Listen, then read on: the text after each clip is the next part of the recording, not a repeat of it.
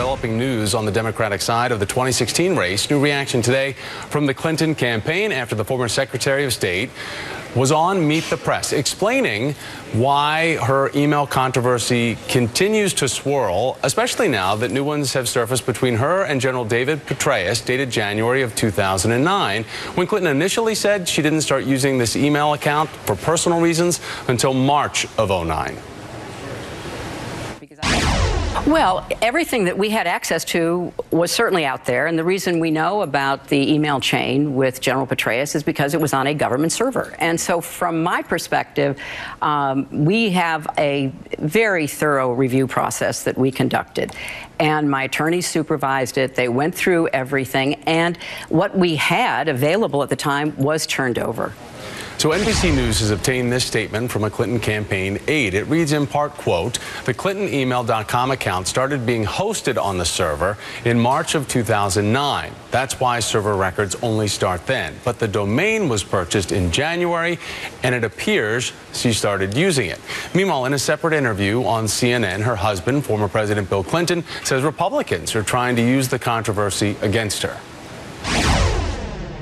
The other party doesn't want to run against her, and if they do, they'd like her as mangled up as possible.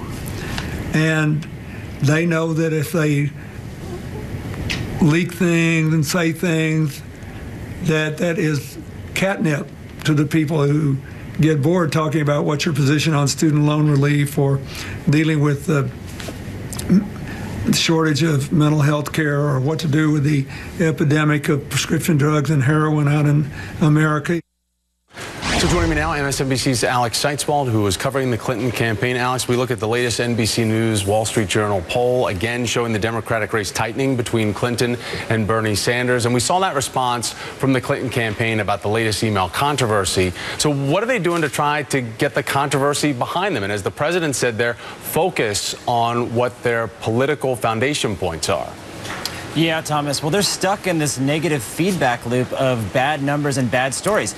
Every time a bad story comes out, it drives down her poll numbers, which then become their own negative story and further drive down her poll numbers even more. So there's not a whole lot they can do other than hold on tight and try to make it through. Bill Clinton, in a separate interview today with CNBC, said that he thinks this will all burn out and he's glad it's happening in 2015, not 2016. But there is some relief potentially in the future for them. October 22nd, circle your calendar. That's when Hillary Clinton is going before Congress, before the Benghazi committee to testify. And they're hoping that this is going to be one of these exhaustive, multi-hour conversations where she just lays out everything on the emails, answers every last question, and maybe, just maybe, we can move on after that.